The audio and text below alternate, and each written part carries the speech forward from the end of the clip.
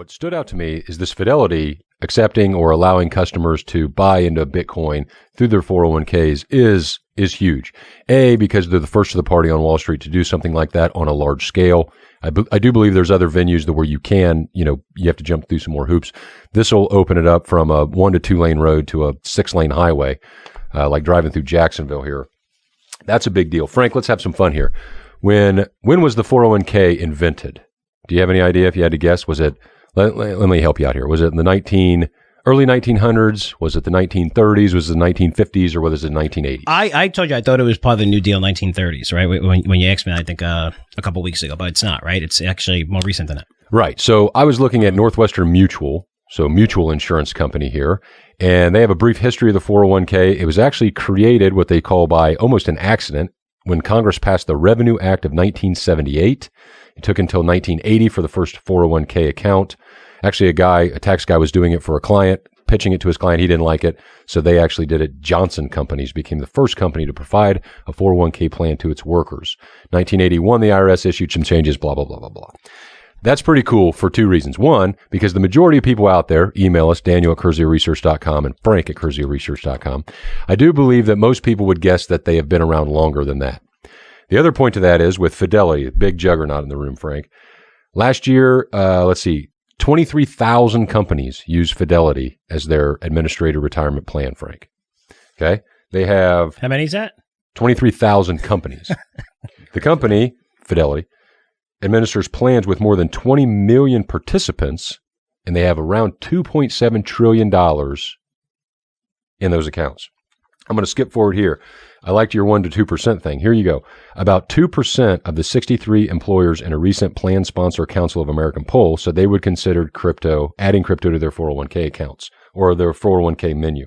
Now, that's only 2%, okay? If you just take 2% of Fidelity's $2.7 trillion, that equates to a huge number. Given Bitcoin right now, that's probably 7% of the market cap of Bitcoin. Now, that would take years to implement and roll out. Frank, Fidelity is letting people put how much of their money into Bitcoin, do you think? And it's Bitcoin only. Fidelity is only offering Bitcoin right now in the 401k. Mm-hmm. How long I give it 6 months before they offer something else. Mm-hmm. It's only going to expand in my opinion. But what allocation do you think you can put in Bitcoin through Fidelity 401k, Frank? Do they have it listed there that they're telling you? Yeah. I have no idea. Under the plan, Fidelity, this is from the Wall Street Journal, would allow savers to allocate as much as 20% of their nest egg into really that high? Bitcoin. Frank, don't do that. That sounds bad. Yeah, 20% into that's what they're saying? That's what it says. Oh my God. Now, the administrator plan. Listen, I'm bullish on Bitcoin. Now it's a speculative new asset. I mean, you don't want to put, I could see like 3%, 5% of your money. And I'm very clear on that, even in our investments where this is speculative. Hold that thought. When I say speculative, this is why I think crypto is amazing, because I'm talking about the gains in our portfolio, and yes, everything has gotten crushed. But you know what? I think it's 50% now of the companies in the NASDAQ are down more than 50%, right? So the NASDAQ is down much more than our crypto recommendations, except as we showed, the crypto recommendations have, 20x, 10x, 15x. We had one up 40x at one time upside compared to the NASDAQ, where you're not going to see that type of upside unless you get NVIDIA, right when it comes to, especially now they come out with IPOs where these valuations are inflated. It's almost impossible. So from a risk reward standpoint, Bitcoin makes a lot more sense than getting into, just crazy high growth companies, but it's still speculative, right? I mean, it's like telling you 20% should go into these crazy SPACs. I mean, that surprises me. That is crazy. That's a great stat. So under the plan, Fidelity would let savers allocate as much as 20% of their nest eggs to Bitcoin, though that threshold could be lowered by the plan sponsor. So Curzio Research could say, hey, you're only allowed to put 2% in or 5% or 10%, but Fidelity is letting you do up to the 20%. The other interesting thing I like about this is participants who invest in the Bitcoin will encounter a pop-up box with educational information on crypto when they log into their accounts. Okay? Why is that important? Because the educational side to this is going to happen, and we want to pull that forward. There's a big need and a big demand for educating on cryptos. The big gateway and the easiest one is as these plans get easier to implement, as the average Joe. First of all, I do think, I honestly believe this, Frank, and I would assume you do too, but this catches people off guard. Investing is not near as hard as what most people think or perceive it to be. And with that, you have to understand, like, if the biggest barrier to entry is education on, hey, it's nervous to do something new and fear about losing money.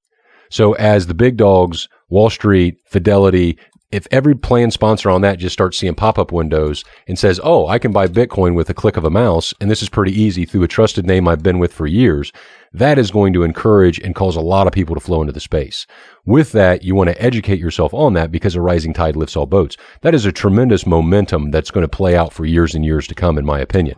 But I do like the fact that they're trying to educate people. That'll not only bring more people to the platform and prepare them and get them ready for it, but that's just a huge dam waiting to break, if you will, Frank, on the amount of people, interest, and money that will flow into the space. So I agree with you on that.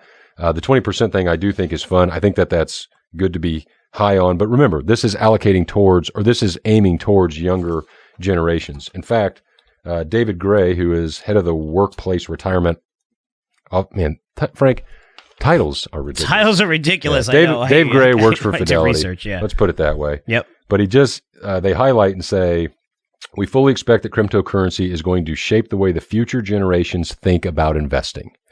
That's a hell of a quote. And I agree. I just think it's amazing in that you want to take quotes like that, think about them for a while, and apply them through your investment decisions, i.e. get exposure to Bitcoin. Okay, I'm a numbers guy here. Okay, so I was doing numbers while you were talking a little bit. I noticed you weren't listening to me, but no, I was listening to you. 'Cause I was fascinated by that stat, right? So 7.8 trillion, right? They have in assets under management, right? Who? Fidelity. 2.7. They have 23,000 participants that make so it's 2.7 trillion, right? 2. Yeah, so it's 20 million participants with 2.7 trillion in assets under management, under administration for Fidelity. Okay, 2.7 trillion in assets under management, right? So 2.7 trillion. All right, so we're looking at,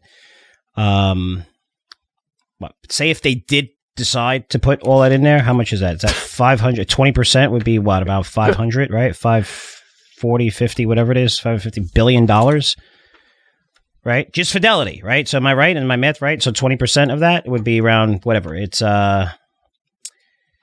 around, what is it? About 540, right? So $540 billion, right? So my math, the 20%. If everyone allocated that 20%, we're just talking about Fidelity, right? Just talking about Fidelity.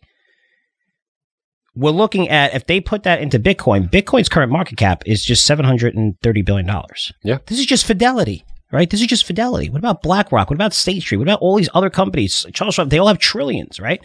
Yeah. If they open this up to that limited supply, where do you think Bitcoin's going to go? I mean, whether you believe it or not, and that's the math. And the younger generation, the 401ks, this is what they know. This is the digital generation. This is where it's going to be every place. More and more places are accepting Bitcoin. So this isn't like, touting something. This is, if you look at the data and look at the numbers, and again, this is open to discussion, guys. So if you don't believe in Bitcoin, if you don't believe in my argument gold, I want to hear from you, right? Say, hey, Frank, this is why I believe you're wrong. And that's how we get a great discussion. If you're like, Frank, you're an asshole. That's what I hate about gold bugs and Bitcoin bugs. I'm not a Bitcoin guy that's sitting here going, Bitcoin's going to 1 million, buy it. No, it's not. I think it's going to 100,000, maybe in 18 months, maybe in 2 years, but it's going to go much, much higher from here. Just simply for things like this, where institutions are going in. And the fact that you don't want regulation in this industry and you're a Bitcoin bull, I get it. But if you really want this to go to 100,000 to 500,000, you need the institutional money like this to come in, because you could see how game-changing this actually is when you're looking at these numbers. But that's an incredible stat. That's really, I mean, if that's not enough for you to buy Bitcoin, how this is just one company, right? The biggest when it comes to, retired 401k plans. A lot of other companies are coming out, same thing, and they're going to open this up. Like I just said, they're opening up, they're hiring people. They know, because their clients want this is what they want. Here you go. I mean, this is it. This is a chance to get in at Bitcoin that just declined 50%. And you're going to see why that every time it's coming down, you see more and more money come in, but you're going to see a lot of money come into this thing. So it's pretty exciting, man. That's cool. Yeah, absolutely. And listen, and I know you're not trying to paint as a cheerleader and everything's perfect, because the market is in a huge downturn. We have a lot of positions that are getting hit. My personal positions are down, underwater from call spaces, because I buy after our subscribers because we love you so much and we don't front run. However, we have seen this before. It's not just buy blindly and buy every dip, but when you see downturns and things sell off, yet you can read and do some investigating and research and see the money pouring in and the projects and the development of those projects and expansions continue.